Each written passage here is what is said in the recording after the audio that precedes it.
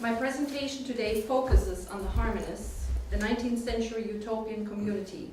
I have been working with this community in their horticultural practices that provided nourishment for their bodies and souls. The Harmonists were religious separatists from the Duchy of Württemberg in Germany who immigrated in the early 19th century to the United States of America. They belonged to an elite group of communal utopianists who no doubt helped to shape the ideological, cultural, and economic landscape of the United States of America, and especially that of the Midwest. This well-structured community successfully practiced both an inner communal socialism and a fierce external capitalism. While living in a spiritual realm of millennialist beliefs, they engaged in horticultural practices that profoundly mirrored the community's economic and spiritual principles. These practices confirmed the frontier experience that matter existed beyond the community boundaries that needed to be harnessed, thus leaving behind the idea of the Baroque garden, which according to the Harmonists symbolized the corrupting sophistication of Europe. With this view in mind, the Harmonists also opposed Jean-Jacques Rousseau's notion that a primitive society who lacks possessions and social structures are freer and happier. Instead, the Harmonists preferred a highly controlled living environment that promised wealth, contentment, and salvation. As the Harmonists interacted with nature, they produced carefully arranged horticultural models that included communal house gardens, crop farming, and labyrinth gardens. The house gardens and crop farming models that resembled horticultural practices in medieval monasteries helped to sustain the community's physical well-being, and it created capital. For their spiritual well-being, they built elaborate labyrinth gardens that symbolized a proximity to paradise. These labyrinths delivered spaces to nourish the soul. With regard to their communal arrangements, the Harmonists lived in what I called a tri-spherical world that would allow them to operate in three distinctive spheres. You can read the abstract in the program. Namely, in an inner communal socialist sphere, a millennialist spiritual sphere, and an outer venture capitalist sphere. In 1887, the German sociologist Ferdinand Tönnies published a book entitled Community and Society, in which he distinguished pre-industrial rural communities and modern societies. In my opinion, the Harmonists combined both social models in their spheres. For one, the inner communal socialist and the millennialist spheres best mirrored Tönnies' concept of community. In accordance with Tönnies' social model, the cohesion of these spheres was guaranteed because members followed traditional rules, they enjoyed feelings of togetherness, mutual bonds of culture, and a universal sense of solidarity. On the other hand, the third sphere of outer venture capitalism relates to Tönnies' concept of modern society, in which individual members focused on monetary endeavors. This sphere, as Tönnies argued, was marked by exploitation and profit, by the interests of corporation, the state, and voluntary associations, such as can be found today. I believe that the Harmonist tri-spherical horticultural model combined community and society characteristics to maximize nourishment for the body and soul and to make profit. With the concept of community versus society in mind, let's take a look at history, or let's go back in history and take a look at the Harmonists and the development of horticultural spaces. George Schrupp, the founder of the Harmonist community, grew up in a small farming town in Iptingen in the Duchy of Württemberg, known for its rebellious, entrepreneurial, and pioneering people. He was shaped by the rules of absolutism and a church hierarchy that left no room for religious sectarianism. Nevertheless, events of the national liberation movement and ideas perpetuated by the Enlightenment and the literature of the storm and stress did not pass him by. His early religious utopian visions were meant to replace the national liberation movement in the German states in favor of a divine economy that he would establish in the United States of America. Württemberg's history in the 18th century, and for that matter, the history of a non-existing agrarian Germany, was most turbulent. The age of absolutism that was ushered in from France brought about a reaction against the official dogmatization of the church and a reaction against the excesses of the courts. George Rupp had much reason to despise the status quo in Germany because the political reality looked grim. He opposed the military service, which had cost many lives and destruction. He rejected an education system that was based on scientific abstract learning, and he debated an absolute government that squandered money and held ties to the hierarchical church. For one, it was the absolutist garden that symbolized, yes indeed epitomized, what Rupp opposed.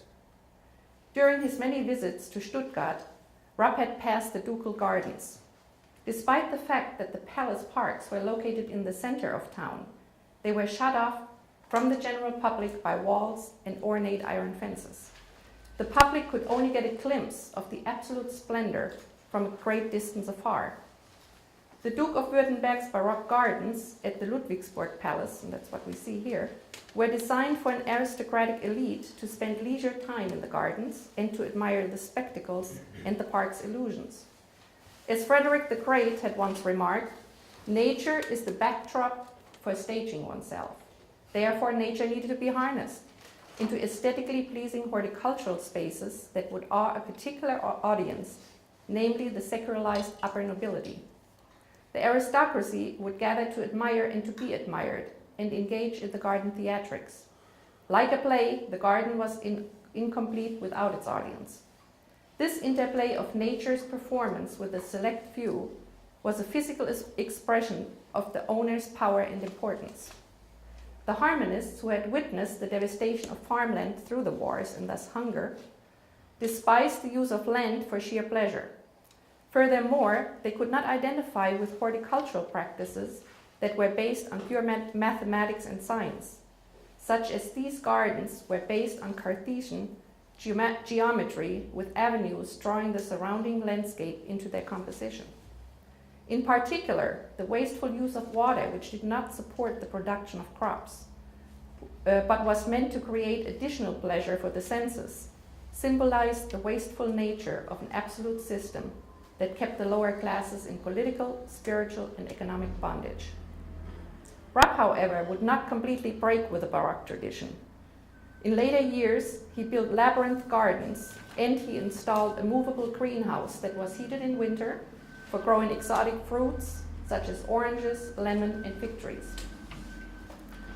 The landscape of the American wilderness that the Harmonists encountered upon their arrival in the US were diametrically opposed to the images of the absolutist Baroque pleasure gardens and the meager farming patches that they had left behind.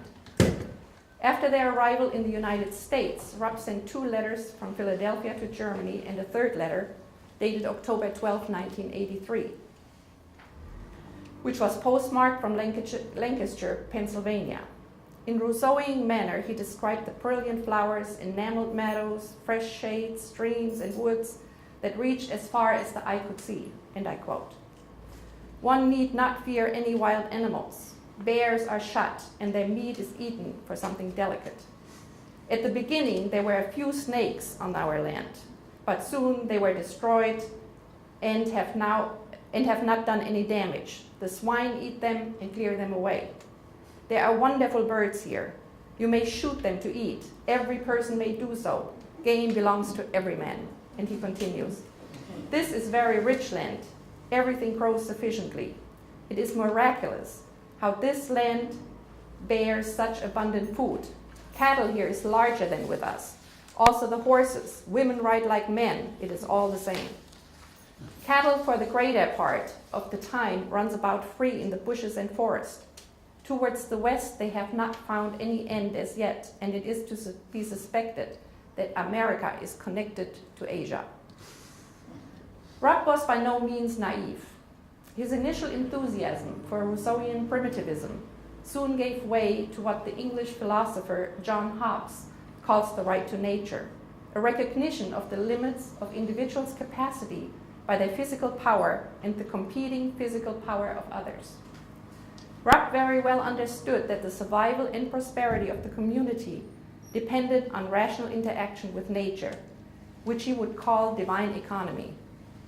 In order to fulfill his plan, Rupp laid out a tri-spherical horticultural system that included the raising of cottage gardens in the inner communal socialist sphere, the design of beautiful labyrinth gardens that guarantee the overarching spiritualism in nature, and the careful cultivation of profitable crops in the outer venture capitalist sphere. The inner communal socialist sphere referred to a hermetically sealed realm of harmonist life where its members practiced a version of communal socialism while shielding themselves from the influences of the outside world. Even though there were no physical borders present, the inner communal socialist sphere, in it, the harmonists were utterly self-reliant because every house was surrounded by a garden that provided daily nourishment and plants for medical ailments. Since Rupp grew up as a farmer, he was familiar with the cultivation of farmland, and he had learned the art of gardening from frequent visits to the monastery of Maulbronn when he would battle the authorities of Württemberg. The careful design of cottage gardens that surrounded each harmonist house on two sides reflected the long tradition of monastery gardens that provided independence from worldly as well as religious authorities. These gardens were spaciously arranged in a somewhat formal style with box etchings towards the walkways, separated into vegetable, herbs, and flower gardens. To quote a traveler, "From the labyrinth we went to the botanic garden, which is well stored with valuable plants and herbs. We afterwards went to the doctor's house, where he showed us an elegant collection of plants, all native to Harmony, which he had carefully arranged agreeably in the Linnaean system. Vegetable gardens grown by the Harmonists included beets, cabbages, celeries, turnips, carrots, cucumbers, eggplant, leeks, shallots, beans, potatoes, and peas. To add to the self-sufficiencies, the Harmonists had refined the art of preserving vegetables, using pickling techniques, basement storage for the winter, and the drying of herbs. Furthermore, these gardens included beautiful flowers that would adorn their buildings, including the factories. Amongst their most favorite flowers were roses, the symbol of spirituality, and seasonal flowers such as crocuses and violets, honeysuckle, poppies, phlox, tulips, and carnations. The second realm that permeated every aspect of the inner communal life I call the millennialist spiritual sphere. This sphere was dominated by Father Rupp's prophecies and visions. It also defined the spiritual nature of the community, since their striving for perfection and productivity was seen as a preparation for the second coming of Christ.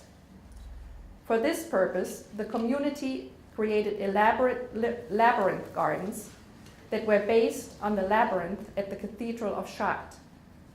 They consisted of elegant flower gardens with various hedgerows and a grotto in its center. In his theological treatise on the destiny of men, Rupp refers to the labyrinth as a snake path, a crooked, misleading path that would eventually lead to an anticipatory paradise, to a grotto in the center. And here you have New Harmony Labyrinth, and you also have, at my university, they made a replica of that labyrinth, with an emergency exit, by the way. It is. Students. So Aaron Williams, a visitor to economy, describes the grotto as follows. But most surprisingly of all was the grotto, constructed on the Chinese principle of pleasing by contrast.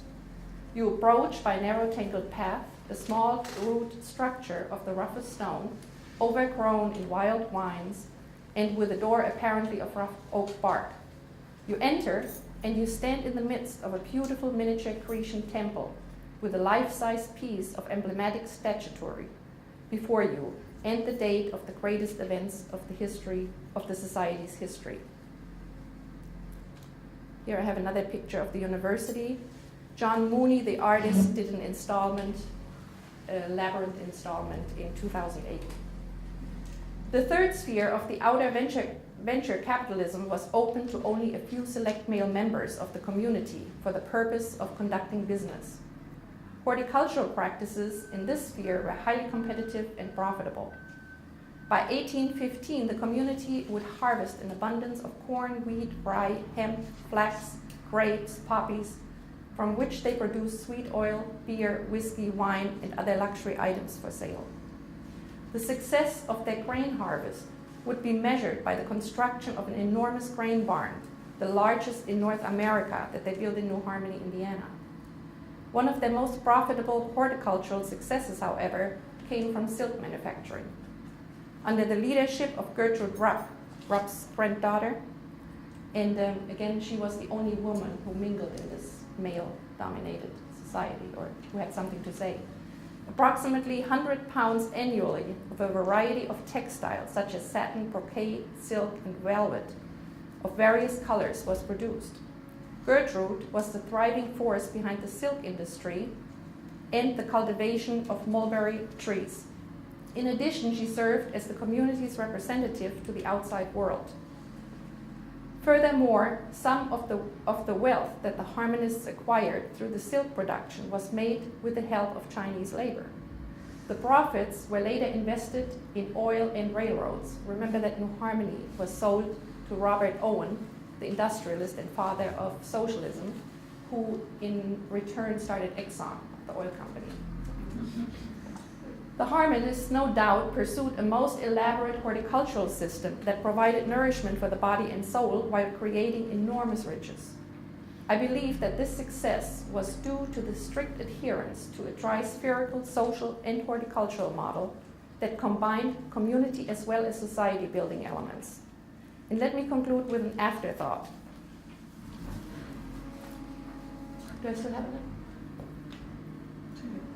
Okay. During a visit to New York last November, I explored the High Line Public Park, built on the tracks of a former freight line leading from the west side of Manhattan to the meatpacking district, and the Brooklyn Grange rooftop farm. The park movement was organized by New York City residents with an idea to convert the tracks into a park-like promenade. The group was successful in reversing the demolition order by rallying the city to go back to back their plan of building with organizers what they called the park in the sky. Brooklyn Grange, on the other hand, is a commercial organic farm project located on New York City rooftops. Its mission is to improve access to good food and to make urban farming a viable enterprise. These fascinating experiments began as community-organized grassroots movements that would battle the institutions, zoning commissions, and urban planning committees, government institutions that were founded to uphold societal interests for the utilization and preservation of housing and green space. The utopian vision to revitalize public space, once deemed for industrial and commercial use, took shape outside of office buildings, propelled by civil efforts, tenacity, and communal spirit. Modern horticultural spaces, and I'm thinking of Central Park, here's the rooftop, Central Park, that were established within the domain of political and social power structures are now in competition with communal projects. To go back to Tönnes's argument that communities can only flourish in pre-industrial time because modern society lacks cultural and traditional bonds has been proven wrong. Just as the Harmonists were able to combine characteristics of modern society with their capitalist endeavors and communal values, New Yorkers of different breeds, races, and nationalities have succeeded in building community in urban settings of the 21st century, thereby overcoming the historical limitations of Tönnes's social theory. Thank you.